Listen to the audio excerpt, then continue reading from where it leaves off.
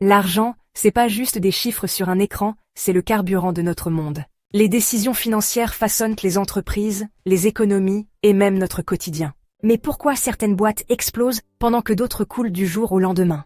Et comment une seule mauvaise décision peut créer une onde de choc dans tout un système financier? Aujourd'hui, on plonge dans le monde de la gestion financière. Comment des décisions intelligentes créent stabilité, croissance et succès, tandis que des choix imprudents mènent au désastre. Bon, soyons francs, le management, c'est pas juste un mot chic pour des patrons en costard qui gueulent à propos des rapports trimestriels. C'est l'art, ou parfois la comédie tragique, de prendre des décisions, d'organiser les ressources et d'empêcher le navire financier de couler. En économie et en finance, une bonne gestion est ce qui permet aux entreprises de prospérer, aux marchés de rester stables et, idéalement, aux économies d'éviter l'explosion spontanée. Chaque euro a un but, et la façon dont il est alloué peut faire la différence entre la domination d'une entreprise et une faillite spectaculaire. Voyez ça comme des échecs, sauf que chaque pièce est en argent, et un mauvais coup peut anéantir toute une industrie.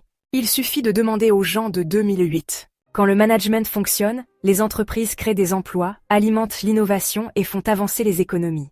Quand ce n'est pas le cas, on a des crises financières, des krachs boursiers, et beaucoup de gens qui cherchent, soudainement sur Google, comment survivre à un effondrement économique. Mais il n'y a pas que les grandes entreprises ou les gouvernements qui prennent ces décisions cruciales, la gestion financière affecte tout, de la gestion du budget personnel à la politique économique nationale.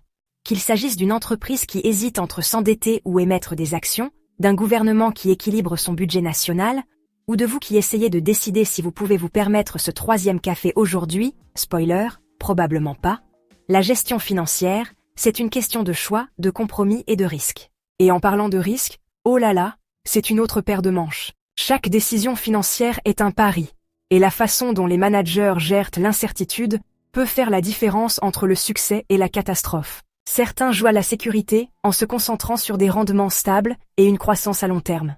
D'autres mettent les bouchées doubles, prenant des risques énormes dans l'espoir de décrocher le jackpot. Parfois ça paie, parfois ça finit au tribunal des faillites. La gestion des risques est ce qui sépare les génies financiers des gens qui expliquent leur idée d'entreprise à un juge des faillites. Et juste quand on pense avoir tout compris, des facteurs macroéconomiques comme l'inflation, les taux d'intérêt et les fluctuations du marché débarquent, obligeant les managers à s'adapter constamment. L'inflation ronge le pouvoir d'achat. La hausse des taux d'intérêt rend les emprunts coûteux, et les ralentissements économiques peuvent transformer l'entreprise florissante d'aujourd'hui en un cas d'école pour demain. Mais c'est le jeu. Gérer l'argent ne se résume pas à faire grimper les chiffres.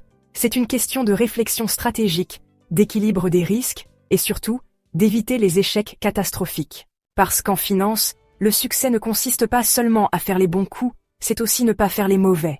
Je vous laisse en discuter dans les commentaires. Quelle est la pire décision financière que vous ayez jamais vu quelqu'un prendre? N'oubliez pas de vous abonner si ce n'est pas déjà fait. Prenez soin de vous, prenez soin de vos proches. Et on se retrouve bientôt dans une autre vidéo.